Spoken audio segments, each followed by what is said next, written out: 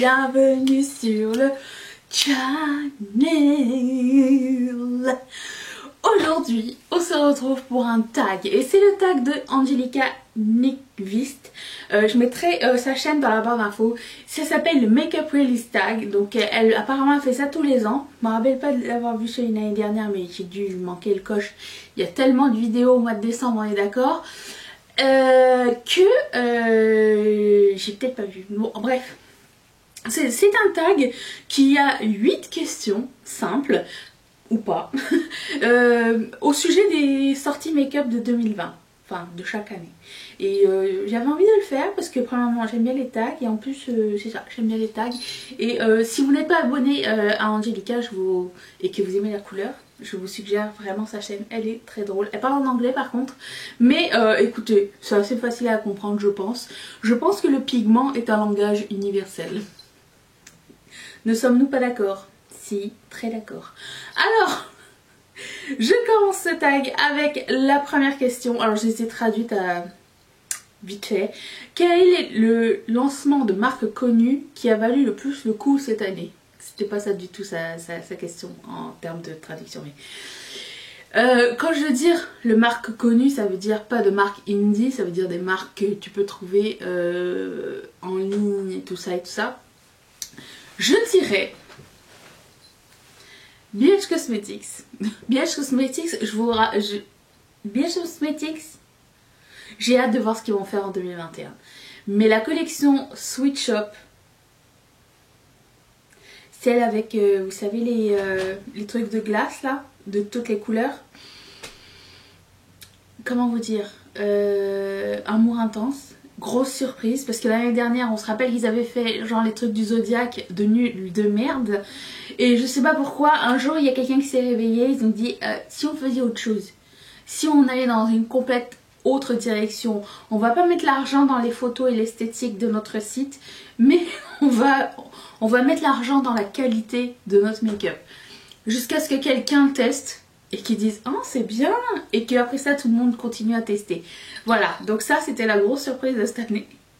La collection Sweet Shop de BH Cosmetics pour moi a été le lancement qui a valu le plus le coup.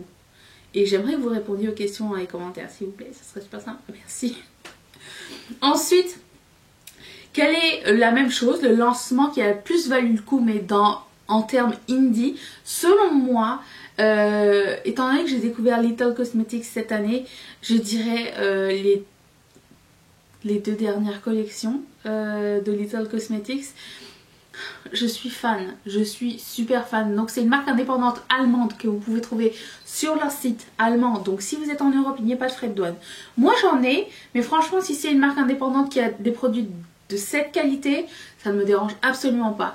Leurs fards à effet sont magnifiques. Alors ils sont pas genre dans le multichrome style Devinas Cosmetics et tout ça, mais ils sont dans les foils super réflectifs, les duochromes, des mats à tomber par terre. J'aime beaucoup qu'ils aient pris beaucoup de risques en faisant des palettes peut-être moins conformistes, mais les 2 dernières palettes sont super. Moi c'était ma première année avec Little Cosmetics et je suis tellement contente d'avoir sauté le pas. Alors certes c'est un petit peu cher, mais franchement ça vaut toutes les Pat McGrath, Natasha Denona que j'ai jamais pu essayer de ma vie. Donc si un jour vous voulez découvrir une marque indépendante européenne, je vous suggère celle-ci. C'est une de mes marques favorites. Ça y est, voilà, c'est dit, c'est dit. Ensuite, quels lancements n'ont pas valu le coup? Bah justement, j'en parlais. Selon moi, les lancements qui n'ont pas valu le coup sont ceux de Natasha Denona et ceux de Pat McGrath. Je n'ai rien acheté. Attends, rien acheté sauf les rouges à lèvres de Pat McGrath à 17 $. Mais leur palette, à part Star Wars, parce que c'était Star Wars, et encore là c'est dans mes pires palettes de l'année, si vous n'avez pas vu ce décompte, je les ai mis dans cette section là. Je pense que les Natasha Denona et les Pat McGrath, pour moi c'est toujours pas quelque chose qui me tente du tout. Je trouve que c'est super cher pour des choses qu'on peut trouver ailleurs et pour moi ça ne vaut vraiment pas le coup. Natasha Denona, les Palette pour les yeux, j'en ai pas acheté cette année. Aucune, si je ne m'abuse. Non. Et palette pour le visage, j'ai acheté des vieilles palettes pour le visage. Donc il y avait la Love, j'ai pris la Tan et j'ai pris la Bloom. Je sais pas si la Bloom c'était cette année, mais j'ai pris que les palettes visage. Palette pour les yeux de ces deux marques là, pour moi n'en valent pas la peine. Je trouve que c'est extrêmement cher. Et si vous penchez vers Little Cosmetics, Deviners Cosmetics, Terramount Cosmetics, vous allez payer moins cher pour de la meilleure qualité après. Moins cher en termes de fard. Si tu achètes une palette pour un trio chrome à l'intérieur et qui elle coûte 100 balles, oui ça coûte cher. Si tu achètes le fard trio chrome à 25 $, ça vaut la peine. Tu vois ce que je veux dire? C'est relatif à chacun, mais franchement, pour moi cette année, Natasha Denona et Pat McGrath n'ont pas valu le coup. Alors Charlotte, je ne peux pas dire, hein, puisqu'elles sont 3 copines pour moi. Charlotte, je ne peux pas dire parce que c'est une esthétique différente de la mienne. Et du coup, j'ai pas testé de produits pour les yeux de la marque, mais j'aime beaucoup leurs produits teint. J'ai rien acheté de Charlotte cette année. Non, j'ai rien acheté de Charlotte Tilbury. Mais je reste comme ça. Je suis curieuse quand même de savoir qu'est-ce qui vaut la peine. Et tout. Mais c'est très cher hein, quand même. Mais bon, bref. Tout ça pour vous dire que Natasha et Pat, en termes de sortie, nul. Pour moi, okay, je ne dis pas que c'est une règle générale. Après ça, les gens vont s'offenser. Hein. C'est toute mon opinion. Voilà. Ensuite, quelle a été la plus grande surprise cette année? J'ai mis 3 trucs dedans. J'ai pas pu choisir une seule. Sigma. Sigma, j'ai découvert en 2020. Même si j'ai été la première palette que j'ai achetée, je l'ai achetée en 2019. Je l'avais pas testée en 2019, je l'ai testée en 2020. Donc la Enchanted, la Corde Rosa. Là, j'attends la Warm Neutral et j'ai essayé la Untamed. Excellente qualité. Et c'est toujours en promo le site de Sigma. Il y a toujours un code influenceur qui arrive. Des fois, il y a du shipping gratuit international. Il y a un code de 20%. Il y a un code de 30%. Il y a un code de 40%. Achetez pas plein prix Sigma. C'est tout le temps soldé sur le site de Sigma. Après, il s'est vendu chez Beauty Bay. C'est pas tout le temps soldé, mais c'est soldé aussi. Je vous invite à le surveiller. Je pense pas que ça sert à quelque chose de se ruer sur les palettes, puisque ça fait maintenant 2 ans qu'elles sont toutes là. Elles n'ont pas disparu. On va pas mettre de pression sur la marque. Mais si c'est soldé et que ça vous tente de tester cette marque-là, excellente qualité. Sigma, BH Cosmetics cette année, ça a été la grande surprise, comme je l'ai dit précédemment, la collection Switch Up, pas juste la collection Switch Up, mais la collection Avocado Toast. J'aurais dû sortir des palettes pour illustrer, mais vous les avez déjà vues 1000 fois, donc tout ce que je fais c'est de mettre des photos ici. La sélection de, la collection Avocado Toast, Mimosa palette, Blueberry palette, ces 3 palettes là sont magnifique en termes de qualité, de prix. Encore une fois, sur le site de BH Cosmetics, c'est toujours soldé. En ce moment, je pense qu'elles sont à 16 $. Il y a toujours un code promo qui traîne. Vous pouvez toujours mettre un code influenceur. Il y a toujours quelque chose qui se passe chez BH Cosmetics. Et ça vaut vraiment la peine. J'ai hâte de voir aussi ce qu'ils vont faire en 2021 parce que alors, cette année, c'était la grosse surprise. Et dernière grosse surprise pour moi, c'était la marque Beauty Bay. Et j'ai testé, pour le moment où je vous parle, j'ai testé la palette Book of Magic. Et ça m'a réconcilié avec la marque parce que la première palette de la marque que j'avais testée, c'était la collaboration avec Mitchell. Et j'ai fait une grosse réaction avec leurs pigments parce que c'était trop puissant pour moi. Mais la Book of Magic, je me suis dit, oh ça va, il n'y a pas trop de violet rouge, je vais pouvoir le tester. C'était une tuerie. J'avais testé leur eyeliner aussi, magnifique. Et leur eye topper, magnifique. Là j'ai mis dans ma liste quelques-uns de leurs gloss et quelques-uns de leurs rouges à lèvres pour voir. Leur base pour les yeux aussi m'intéresse beaucoup. Mais encore une fois ça a été une énorme surprise. En plus c'est tellement pas cher. Je suis très contente d'avoir essayé Beauty Bay cette année. Après, quel était le lancement le plus ennuyant en 2020? Est-ce qu'on s'accorde tous? On va tous faire un pacte. On s'accorde tous pour dire que les lancements les plus ennuyants de l'année, c'était Beauty Blender bien sûr. Tout ce qu'ils ont fait, c'est qu'ils nous sortir des boules de toutes les couleurs. Même à la fin, ils ont dit, on va garder le même rose qu'au début, on va juste graver un signe astrologique dessus. Beauty Blender n'a fait aucun effort en 2020. Ils sentent le hype du Beauty Blender s'en aller comme ça. Ils disent, oh, nos éponges à 20 $, ça ne marche plus. Peut-être qu'on va changer de couleur, les gens vont trouver que c'est une bonne idée. Non, Beauty Blender, tu es passé date. Il faut arrêter maintenant. Il faut faire autre chose. Il faut que tu reviennes avec de nouvelles idées. Essaye, fais comme Becca. Essaye le fond de teint sans couleur, aka un primer siliconé, s'il te plaît. Mais quelle décevance. Le Beauty Blender. J'espère que vous avez changé votre staff. Ou peut-être ils étaient en télétravail, ils pouvaient pas faire d'autres trucs. Mais bref, je ne sais pas. Beauty Blender plus ennuyant de l'année. Quelle a été la meilleure collection des fêtes? J'ai réfléchi hier. Et j'en ai pas trouvé une seule.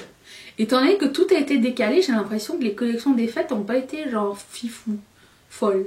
J'étais là en train de regarder celle de Beauty Bay. Elle est très belle, mais je l'ai pas achetée, donc je peux pas dire que c'est celle-ci. Pas Beauty Bay, BH Cosmetics. Après j'ai regardé du côté de Sigma. J'ai pas du tout aimé leur collection des fêtes, dans le sens où ça m'intéressait absolument pas. C'était des mini palettes. Une mini palette et un mini cheek duo, je pense, le truc. Et non, ça m'intéressait pas tant. J'ai regardé du côté de Colourpop et là j'ai vu la collection Boudin Noir là. C'est une belle collection mais c'est pas la meilleure collection. Alors du coup je me suis rabattue sur les coffrets des fêtes de Colourpop qu'ils ont fait cette année. Pendant le Black Friday ils ont sorti tout plein de coffrets comme l'année dernière, avec des Glitterally Obsessed, avec des crayons à lèvres, avec des parfums Soul Body et du coup je pense que pour moi c'était les meilleurs en termes de coffret cadeau. Après collection de Noël, je n'ai aucune idée. Je réfléchis encore. Dites-moi quelle était la collection de Noël que vous avez préférée cette année. J'ai l'impression que ça n'a pas été abouti encore. J'imagine qu'il y a encore des gens qui sont avec leur collection de Noël entre les mains. Mais le thème le plus sympa c'était celui de Kylie Cosmetics. Je trouve qu'avec le Grinch c'était bien fichu. Il y a beaucoup trop d'items mais c'était bien fichu quand même. Mais sinon je ne vois absolument pas. J'ai hâte de vous lire à ce sujet. Ensuite, quelle a été la meilleure collab en 2020? Il y a 2 collabs Colourpop que j'ai beaucoup aimé et une collab Ofra. Saurez-vous deviner lesquelles? Je commence par la collab Ofra. La collab avec Samantha March. Je trouve que ça a été magnifiquement bien fait. Je trouvais que c'était une belle collection et ça permettait de découvrir plein de produits intéressants. En plus de ça, elle a pu créer ses propres produits à l'intérieur. J'avais acheté la collection complète. J'ai plus le gloss parce qu'il était blanc, mais j'aime pas. Je n'ai plus le highlighter parce qu'il était encore aussi trop pâle, mais j'ai gardé tout le reste et amour infini pour ses blushs et ses bronzers. J'adore le liquid lip, ça m'a fait découvrir les liquid lip. Non, c'est pas là, ça m'a pas fait découvrir, j'en avais déjà acheté. Mais la couleur de cette collection là était magnifique. Et puis j'aime bien Samantha March aussi. Je l'écoute très souvent parce qu'elle publie souvent des vidéos et je la trouve marrante, je la trouve sympa, je la trouve très friendly. Donc ça c'était une de mes collections préférées. Ensuite, mon amour pour Star Wars, je ne peux pas passer sous le silence la collection de... Il est juste là. The Child et Colourpop. C'est la prochaine palette avec laquelle je vais faire 3 looks. Ce look a été réalisé avec une de mes collections préférées cette année, c'est Colourpop avec Raw Beauty Kristi. J'ai utilisé les choses de sa collection. Je trouve qu'elle est magnifique. Sauf les produits à lèvres, j'aurais aimé autre chose. Mais je suis encore en train de la tester. C'est mon 3e look, il m'en manque encore un. Mais franchement c'est une très jolie palette qu'elle a fait. Et si elle revient en stock, j'ai l'impression qu'elle va avoir le même hype que la Good Sport palette de la même marque, de Colourpop. Et qu'elle va devenir un staple, quelque chose que les gens vont chercher peut-être. J'ai l'impression que c'est quelque chose qui va devenir un classique de la marque. J'ai l'impression, mais je ne sais pas. Je ne veux pas dire de conneries. Mais c'était une excellente collection. Vraiment. Puis j'aime bien Raw Beauty Kristi aussi. Mais J'ai aimé le thème, je trouvais ça différent. J'ai aimé que ce soit pas genre glam et glitter et bouffe. J'ai aimé que ce soit un thème différent, que ce soit une esthétique différente. Vraiment, c'était très cool. Et bravo, Christy et Colourpop. C'est tout ce que j'ai envie de dire. Dernière question. Quelles sont les prédictions pour 2021? Mes prédictions pour 2021. À mon avis, on va avoir du multichrome. À mon avis, on est parti sur une tangente comme ça, qui fait comme ça, de multichrome. Danessa Myricks. On a vu Siat et on a vu Dominique Cosmetics, on a vu Linda Alberg et on a vu Natasha Denona so far, en termes de multichrome liquide. Après ça peut être poudre. Je pensais que ça allait être 2020, l'année du multichrome. Je pense que tous les revendeurs de pigments ont fait comme non, on peut pas, ça va pas être cette année, ça va être l'année prochaine. Maybe, baby, je sais pas. J'aimerais bien voir enfin une collection avec McDonald's. On a fait Coca chez Morphe cette année. Est-ce qu'on peut faire McDonald's avec quelqu'un, s'il vous plaît? Ce serait super sympa.